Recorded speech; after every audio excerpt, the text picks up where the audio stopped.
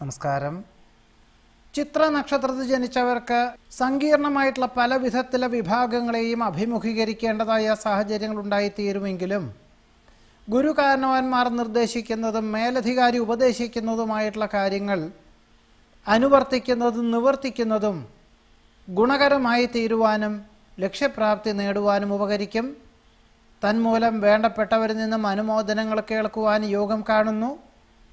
കുടുംബാംഗങ്ങളെ ഒരുമിച്ച് താമസിപ്പിക്കാൻ തക്കവണ്ണം ഉദ്യോഗമാറ്റം ഉണ്ടാകുവാനും യോഗമുണ്ട്. മറ്റു ചിലർക്ക് വിദേശത്ത് സ്ഥിരം താമസിക്കുവാനുള്ള അനുമതി ലഭിക്കാത്തത് വഴി കുടുംബാംഗങ്ങളെ ജന്മനാട്ടിൽ താമസിപ്പിക്കുവാനുള്ള സാധ്യത കൂടി കാണുന്നുണ്ട്. വ്യാപാരത്തിൽ പുരോഗതി ഉണ്ടാകും. വ്യാവസായികമായിട്ടുള്ള മേഖലകളിൽ പുതിയ ആശയങ്ങൾ അവലംബിക്കുവാൻ യോഗമുണ്ട്. ഭരണ സംവിധാനത്തിലെ അപാകതകൾ പരിഹരിക്കുന്നത് വഴി കൃത്യതയോടുകൂടി ഉള്ള സാഹചര്യങ്ങളുണ്ടായിത്തീരും. നിശ്ചയിച്ച കാര്യങ്ങൾക്ക് അനുകൂലമായ സാഹചര്യങ്ങളുണ്ടാകും. നിസ്സാര ചികിത്സകളെ കൊണ്ട് രോഗവിമുക്തി വരുവാൻ യോഗമുണ്ട്.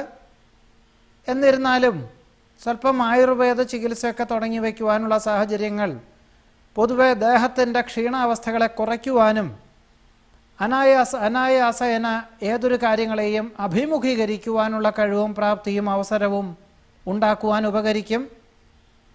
കടം കൊടുത്ത സംഖ്യ തിരിച്ചു ലഭിക്കുവാൻ യോഗം കാണുന്നു. ഏറെക്കുറെ പൂർത്തിയാക്കിയ ഗൃഹത്തിൽ ഗൃഹപ്രവേശന കർമ്മം നിർവഹിക്കുവാൻ വേണ്ട ഏർപ്പാടുകളൊക്കെ ചെയ്യും. സംയുക്ത സംരംഭങ്ങളിൽ നിന്നും പിന്മാറി സ്വന്തമായ കർമ്മ മേഖലകൾക്ക് പ്രവർത്തിക്കുവാനുള്ള അവസരം ഉണ്ടായിത്തീരും. നിർത്തിവെച്ച കർമ്മ പദ്ധതികൾ പുനരാരംഭിക്കുവാനുള്ള അവസരമുണ്ടായിത്തീരും.